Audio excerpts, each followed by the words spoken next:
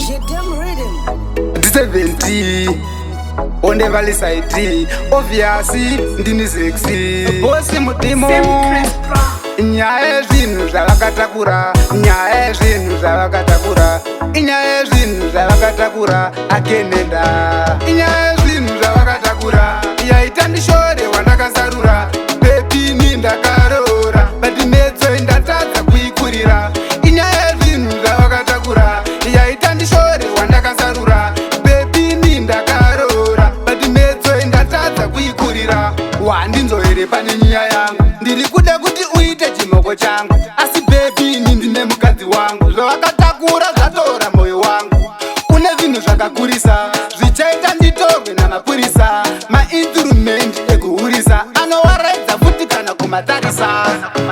Nyaya zvinhu zvavakatakura yaita ndishore wandakasarura pepini ndakarora bati metso ndatadza kuikurira, inyaya zvinhu zvavakatakura yaita ndishore wandakasarura pepini ndakarora bati metso ndatadza kuikurira. Wakafitwa nekadressing pakuchenda une blessing, ndakutofunga kuputsa yangu wedding, uchida izvozvo idai nini uri tepi yangu chaiyo, ngirozi repasi chaiyo, ukabvuma tetakedukaniyo kuna titenoya long way iyo.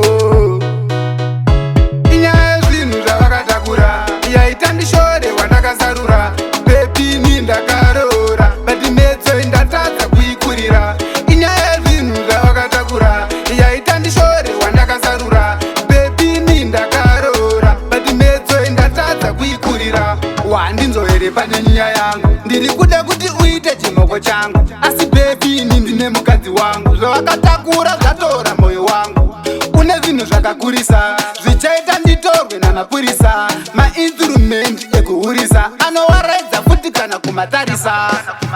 Nyaya zvinhu zvavakatakura yaita ndishore wandakasarura pepini ndakarora bati metso ndatadza kuikurira, inyaya zvinhu zvavakatakura yaita ndishore wandakasarura pepini ndakarora bati metso ndatadza kuikurira. Wakafitwa nekadressing pakuchenda une blessing, ndakutofunga kuputsa yangu wedding, uchida izvozvo idai nini uri tepi yangu chaiyo, ngirozi repasi chaiyo, ukabvuma